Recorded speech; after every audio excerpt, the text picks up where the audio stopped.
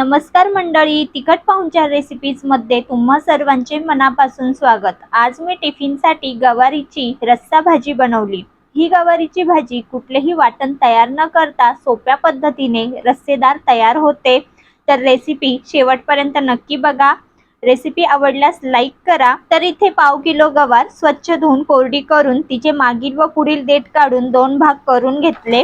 आता गॅसवर पॅन ठेवून सुरुवातीला थोड्याशा तेलात गवार परतून घ्यायची। साधारणपणे 5 मिनिटे मध्यम आचेवर ही गवार परतून घेतली।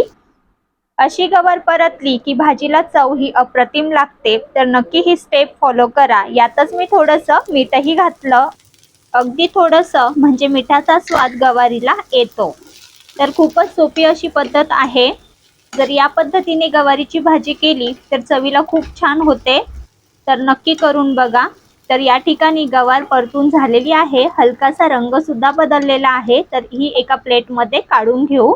आणि आता सारख्याच पॅन मध्ये 1 चमचा तेल घातलं। तेल चांगलं गरम झालं की यामध्ये पाव चमचा मोहरी आणि पाव चमचा जिरं घालायचं। जिरं मोहरी चांगलं तडतडलं की या ठिकाणी 4 ते 5 लसूण ठेचून घेतलेला आहे तो घातला। आता लसूण हलकासा परतून घ्यायचा, थोडासा रंग बदलला पाहिजे। लसूण चांगला परतला की त्याचा फ्लेवर तेलात उतरतो आणि भाजी सुद्धा चवीला छान लागते। आता यामध्ये पाव चमचा इतकं हिंग घातला। तर हिंग सुद्धा तेलात चांगला मिक्स करून घेऊ। आणि आता यामध्ये एक मध्यम आकाराचा कांदा बारीक चिरून घेतला तो घातला। तर इथे मी कढीपत्ता विसरली होती, तर तेल असं बाजूला करून यातच मी कढीपत्ता घातला। तर कढीपत्ता घालणे हे ऑप्शनल आहे, आवडत असेल तर घाला, नाही घातला तरी चालेल। तर कढीपत्ता चांगला थोडासा खरपूस करून घेतला। त्यानंतर कांदा आणि कढीपत्ता सर्व मिक्स करून कांदा तेलामध्ये परतून घ्यायचा। तर गॅसची फ्लेम ही मध्यमच ठेवलेली आहे। तर आता कांदा लवकर शिजावा यासाठी मी यावर झाकण ठेवलं आणि फक्त 2 ते 3 मिनिटं वाफ काढून घेतली। यामुळे कांदा जळतही नाही आणि चांगला नरम होतो। तर बघा, कांदा इथे चांगला नरम झालेला आहे। मिक्स करून घेऊ। आता यामध्ये एक मध्यम आकाराचा टोमॅटो बारीक चिरून घातला। कांदा सोबतच टोमॅटो सुद्धा परतून घ्यायचा। तर आता कांदा आणि टोमॅटो चांगला एकजीव होण्यासाठी यामध्ये थोडंसं मीठ घातलं। त्यामुळे काय होतं की टोमॅटो हा पटकन नरम होतो, त्याला पाणी सुटतं। तर हे चांगलं मिक्स करून घेऊ। आता यावर पुन्हा एकदा झाकण ठेवून 2 ते 3 मिनिटं वाफ काढून घेऊ। त्यामुळे काय होईल, टोमॅटो पटकन शिजला जाईल व नरम होईल। असं झाकण ठेवून जर शिजवलं ना तर वेळही वाचतो आणि पदार्थ सुद्धा चांगला पटकन शिजतो। तर बघा, टोमॅटो मस्त नरम झालेला आहे आणि पटकन स्मॅश होत आहे। तर हे चांगलं स्मॅश करून असं एकजीव करून घ्यायचं। जास्तही स्मॅश करायचं नाही, हलकसं करून घ्यायचं। आता यामध्ये सुके मसाले घालायचे। त्यामध्ये 1 चमचा लाल तिखट, अर्धा चमचा धने पावडर आणि पाव चमचा हळद पावडर, सोबतच 1 चमचा कांदा लसूण मसाला घातला आहे। कांदा लसूण मसाला वापरल्याने भाजीला चव ही छान येते। मसाले सुद्धा मिनिटभर हे परतून घेऊ।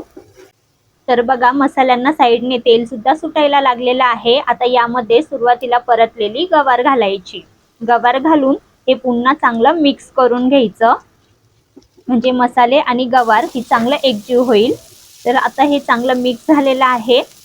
तर इथे मी रस्सा भाजी बनवत आहे म्हणून 1 ग्लास पाणी गरम करून घेतलं, तर ते घातलं।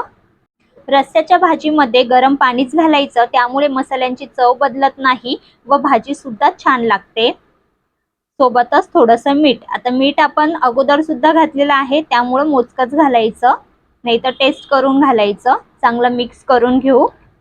आणि आता झाकण ठेवून मध्यम गॅसवरच भाजी ही चांगली शिजेपर्यंत उकळून घ्यायची आहे, साधारणपणे 10 मिनिटं तरी। 10 मिनिटांनंतर भाजी चेक करून बघायची। तर बघा, 80% तरी भाजी इथे शिजलेली आहे। आता आपण यामध्ये कुठलेही वाटण तयार न करता रस्सेदार मस्त घट्ट अशी भाजी कशी तयार करायची ते बघणार आहोत। तर त्यासाठी या ठिकाणी मी भाजलेल्या दाण्याचा कूट म्हणजे शेंगदाण्याचा कूट घातला। तर 3 चमचे दाण्याचा कूट घातला। अशा शेंगदाण्याचा कूट घातल्यामुळे भाजी ही घट्ट होते, कुठलेही वाटण घालायची गरज पडत नाही आणि चवीला सुद्धा अप्रतिम लागते। तर अशी दाण्याच्या कुटातली भाजी नक्की करून बघा, खूप छान होते। तर पुन्हा झाकण ठेवून 3-4 मिनिटं भाजी ही शिजवून घेतली, त्यामुळे रस्सा सुद्धा हा थोडासा दाटसर बनतो आणि गवार सुद्धा पूर्णपणे शिजली जाते। तर बघा किती मस्त दिसत आहे, छान रस्सेदार अशी भाजी तयार झालेली आहे। तयार भाजी ही तुम्ही चपाती सोबत, भाकरी सोबत, भातावर घेऊ शकता।